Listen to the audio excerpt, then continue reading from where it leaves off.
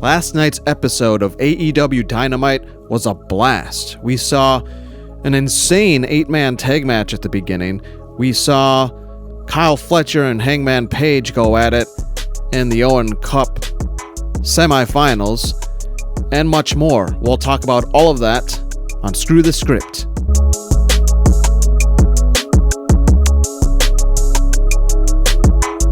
Welcome back to Screw the Script, everybody. I'm your host, Maverick. Last night's Dynamite, another solid Dynamite in 2025. We saw, I believe, 5 matches. 3 we'll talk about more. The other 2 I'll just glance over quick.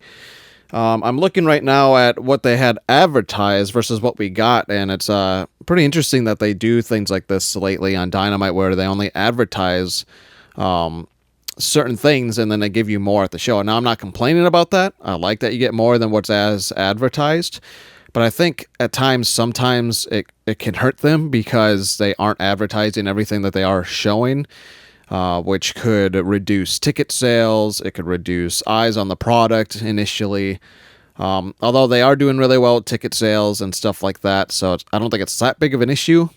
But as advertised, we had the All-Star 8-man tag.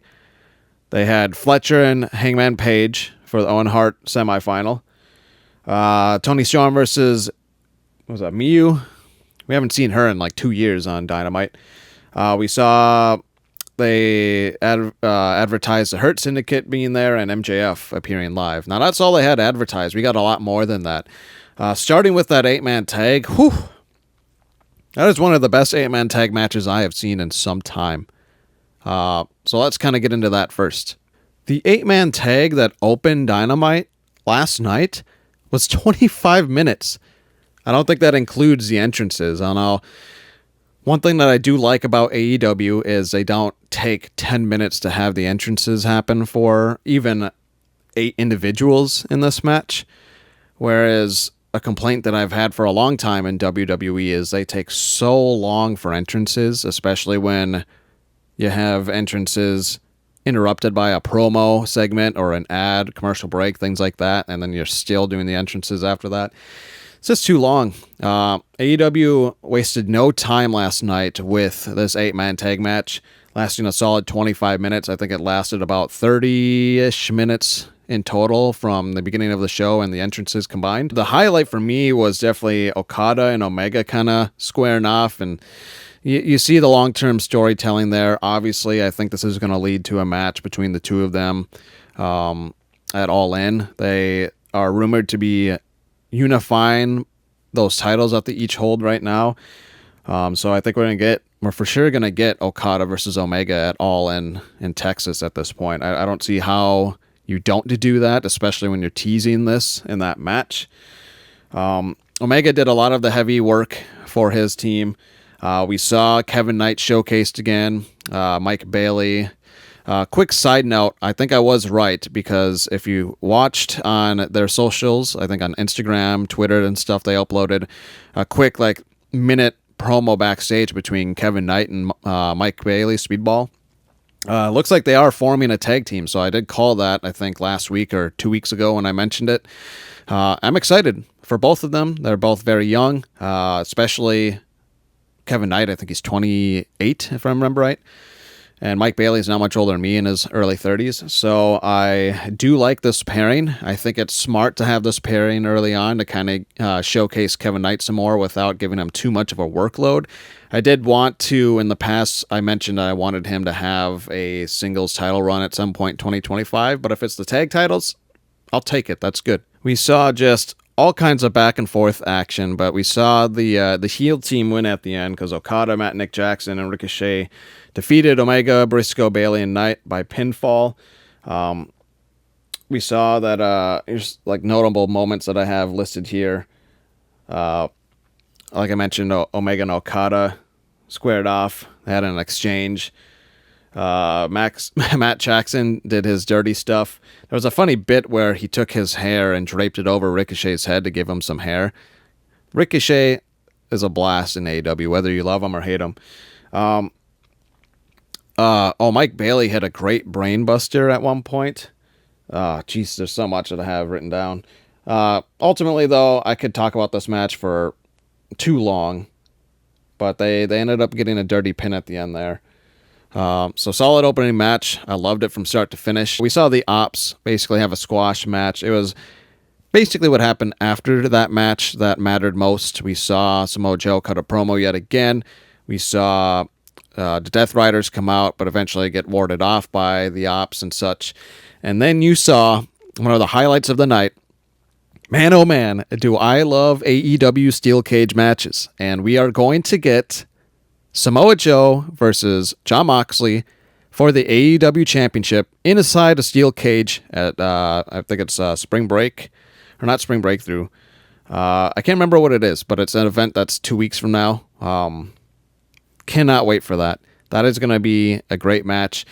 I have said in the past, and I'll say it again, AEW does the much better steel cage match. Everywhere from how it's designed, the fact that it's taller, it looks more sturdy, durable, and therefore more painful to get thrown into.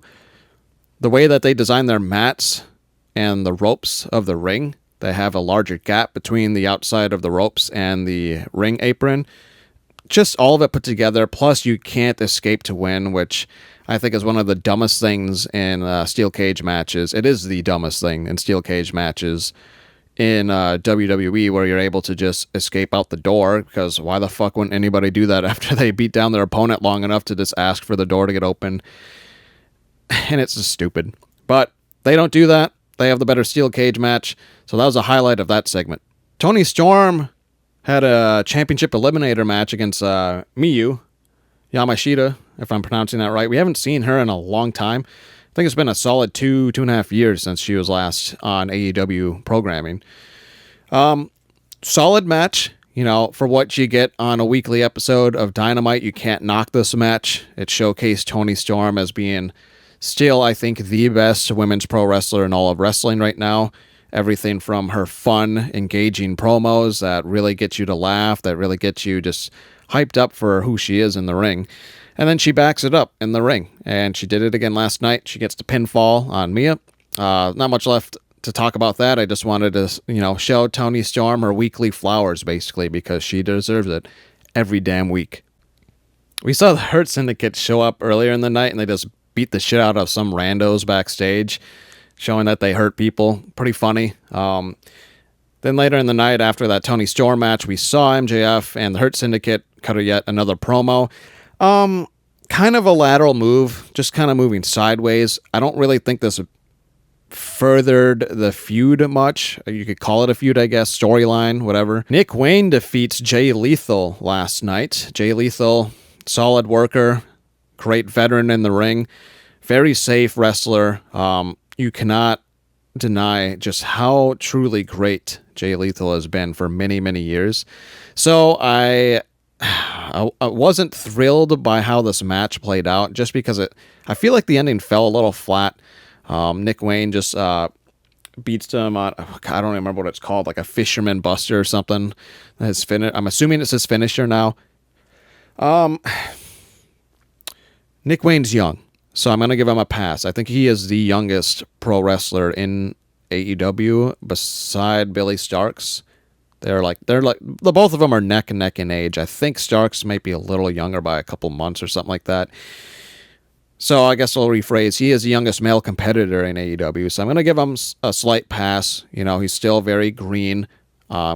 Clearly, he's working a lot with Christian Cage behind the scenes on his mic skills, his in-ring skills. Christian Cage, got to give him, round of applause, because he is doing things right here. He is making Nick Wayne a formidable key piece in AEW. I think going forward, Nick Wayne is going to be a very key piece in the future of AEW as a whole. And I think at some point down the line, we will see him win. We will see him win his first singles AEW championship. What I mainly wanted to talk about, holy shit, was that one great main event. Pay-per-view quality match that we got on a weekly episode of Dynamite. That Kyle Fletcher and Hangman Adam Page match was the best pro wrestling match of the week so far. We saw everything. We saw near falls. We saw Hangman. What did he do? Like he whipped him into the corner so hard that it kind of cut up Kyle Fletcher's lower back. If everyone saw that, I mean, everyone saw that. I don't know how you wouldn't. So yeah, like for most of the match, Fletcher was wrestling injured. What else did I have for notes here? Fletcher's brainbuster, so good. He got Hangman Page hit with that on the apron. That seems to be like a signature move of his now, because I've seen him hit Brody King with that a couple times. Mark Briscoe and others recently. So I think that's like a staple in his arsenal now. Hangman knocked Fletcher off the barricade. And then moonsaulted towards him. And then he kind of turned it into like a modified tombstone pile driver right onto the floor. Good God, was that a spot?